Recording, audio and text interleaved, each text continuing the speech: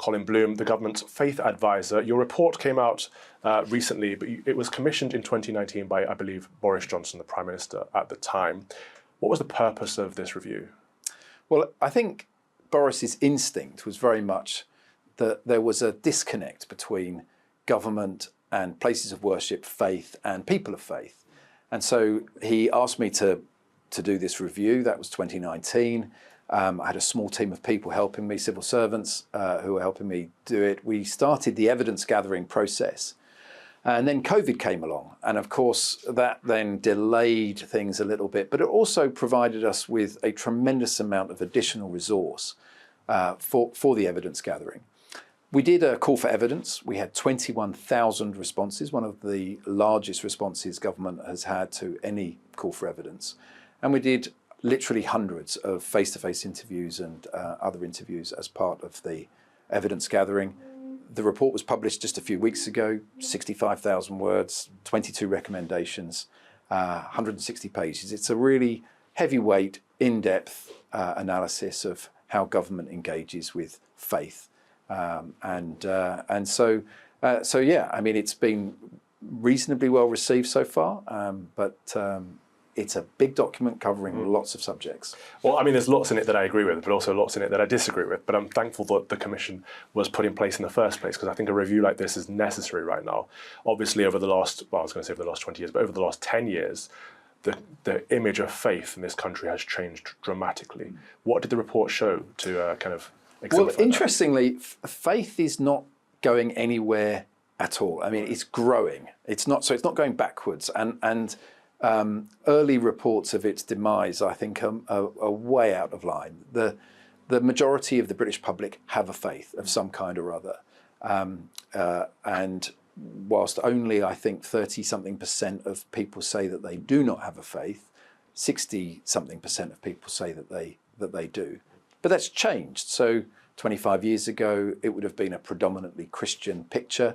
Today, it's much more pluralistic. There's much more vibrancy and exciting. There's a rich tapestry of different faiths and religious expressions.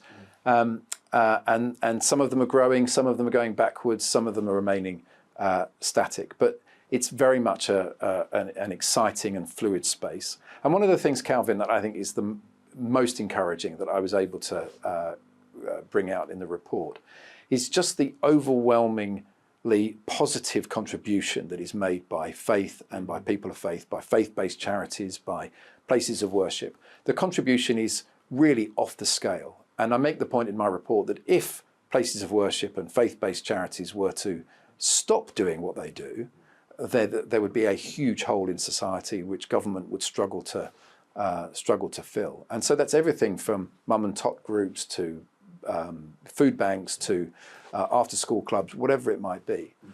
And overwhelmingly, all places of worship, whether that's a synagogue, a mosque, a church, or a gurdwara, or a temple, they are places of virtue. So they are encouraging people to be better versions of themselves, whatever their faith-based preferences or leanings are. And again, that was quite an encouraging sort of set of evidence to uncover. I'm with you in that faith is important and our country is built upon the Christian faith in particular. But you noted that there is a faith illiteracy in the UK at the moment. I noticed this myself when the BBC puts anything out. It's often Bible school instead of seminary, or trainee priest instead of curate or deacon. There's a dumbing down there rather than a raising up. What were your recommendations to fix that? Well, I think that's right. There is a huge faith illiteracy in public service, and you see that where police officers are perhaps rather clumsily arresting people that have no business being arrested because of their faith, such as street preachers. I mean, that has happened, and I think some of that is at best it's clumsy, and at worst it's devil making, as somebody once told me. But but faith illiteracy it's everywhere, and it starts at school. It starts because RE is not taught. It's the Cinderella subject in schools. It's not taught particularly well, and so you've got a generation of British students who are not really understanding the people that they live with the people that are around them, the people that live in their communities, particularly where faith has become so much more diverse than perhaps it was a generation or so ago. So as far as the humanities go, I think RE is a really important subject and does need to be, and RE teaching does need to be improved. But when it comes to public service, particularly civil servants who are engaged with the formation and then the implementation of government policy, if they don't know the makeup of the British people, if they don't know who they are legislating for, then we're going to have a problem. And I think we see that. So part of my call for greater faith literacy in public service will just make government more efficient and more effective. I think you're right in a lot of the things you say there. However, I think the problem is the diversity of faiths, actually. When we look at what's happening in schools, assemblies, for example, used to teach the Lord's Prayer and hymns every day, and we still have a legal requirement for collective worship of a broadly Christian character. However, it's not implemented because people are afraid of being too in favour of one faith in a multi-faith society. So is there a way to get past that fear of not being inclusive enough that's actually making us not faithful at all? Well, I think government need to be courageous, they need to be bolder. They either need to change the law about acts of worship being broadly Christian in nature in schools. They either need to change the law or they need to enforce it. Yeah. But where we are at the moment is a very, I think, an unsettled and very unhappy place. And throughout my report, nearly all of my recommendations, I'm calling on government ministers, secretaries of state, to be bold, to be courageous, and to sometimes tackle some of these knotty subjects that they've kicked into the long grass. It's what Charles Clarke, I think rather excellent former Home Secretary, said. He wrote a book called The Too Difficult Box, and where they find that there are these difficult, knotty problems, and they just put it in the too difficult box, Yep. rather than say, let's find a way of resolving it. So to your point about about collective acts of worship being predominantly Christian, government should be courageous. Either change the law or enforce it, but don't make good people like you unhappy. I'm here. I'm with you on that entirely. Enforce it. Some of the recommendations in this report are addressing serious problems in society, such as forced marriage, financial exploitation, and it seems that there are particular demographics that are being addressed here without being direct. Could you talk a bit more around that? No, I think I'm pretty direct. In terms of the issue of forced and coercive marriage, Yeah. it is a major problem that does affect thousands, tens of thousands of predominantly British-born girls, women and girls. And government have ducked the issue for too long. It's a problem that exists in all faith communities, but it is predominantly within the British Muslim community and within the ultra-Orthodox Jewish community. And I do name both of those communities in my report. It's also in the Gypsy Roma traveller community. It's very, very big. Now, these might not be traditional legal marriages within some of those communities. They would be religious weddings. But you're talking about people who are underage or forced or coerced against their will. Now, we think between 5,000 and 8,000 victims a year are in the UK, and government have done almost nothing about it, very, very little about it. They will say, well, we have a forced marriage unit. My recommendations are very clear. It needs to be in one government department with one Secretary of State, with one minister who is accountable for making sure this terrible crime is dealt with. I do not think that we can just arrest our way out of this problem. I think a big part of this will be education. A big part of it will be working with different communities.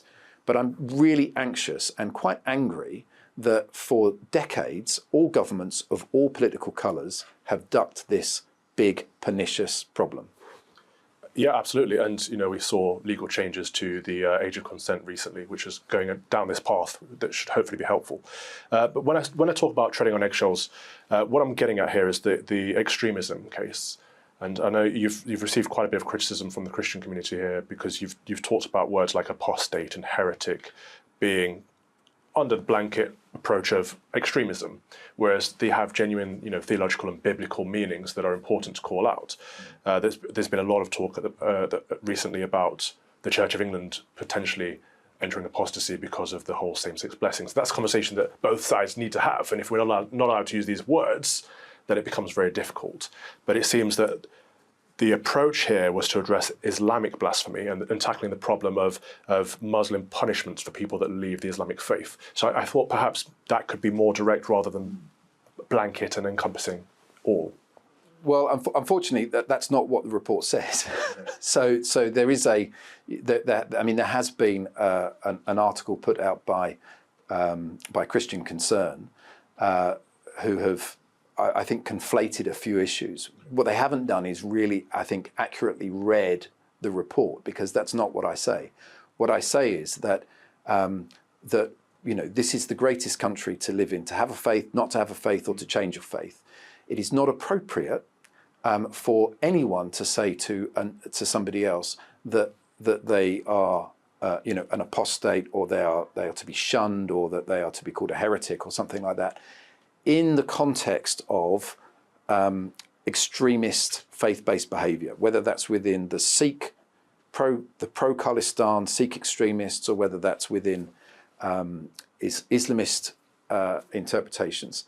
So that falls very much within a section of the report about faith-based extremism, which is really focused on, I suppose, the big three, which is white supremacy, neo-Nazism, white supremacy that being the second one, Islamist extremism being the first one, and the third one, which has created some controversy, which is about pro-Khalistan extremism within the Sikh community. There are others. There's a small but I think important issue around Hindu nationalism. There's black supremacy, which I write about in the report, all of which I think government need to be aware of.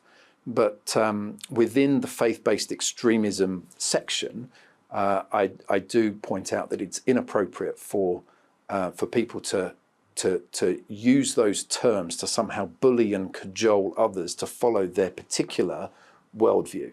And in the case of where it was particularly mentioned, actually wasn't within the Islamist, the challenges around the Islamist ideology, it was around Sikh extremism. So it's the context that matters. Context matters, yeah. And of course, you've identified that the UK is a successful multi-faith country. To end, I'd like to get your thoughts on why you think that is. Well, it's because I think we're very tolerant. The four fundamental British values are liberty, democracy, justice, and tolerance. And for the most part, the UK is a brilliant place to be. As I said, it's a great place to have a faith. It's a great place not to have a faith. It's a great place to change your faith. I do think that we do have to be careful, though, not to let our crown slip any when it comes to religious freedom in the UK. But it's still a great place to be. And also, we're an island nation that has hosted for generations millions and millions of people. I'm the son of an immigrant. We've got so many people from immigrant communities that live in the UK that contribute so magnificently to make it, I think, one of the greatest countries in the world. And they bring with them all of the culture and the faith and the religion that they do. I think we're stronger because of it. But that then means that we've got to be all the more careful, is that where there are inappropriate or values which are inimical to British values, we have to call them out and we have to challenge it. Forced marriage being just one of them. Yeah, so I would put it to you that the reason that the UK is the most successful multi-faith country in the world is because it's a Christian country. And only under the Christian faith do we have true freedom of worship of any style, whether it's all faiths or none.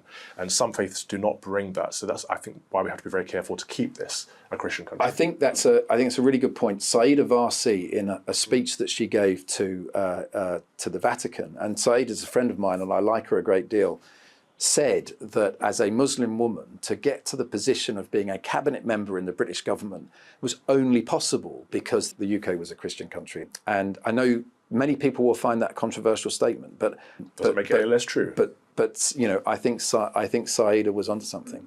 Brilliant. Thank you very much, Colin Bloom. Thank you, Calvin.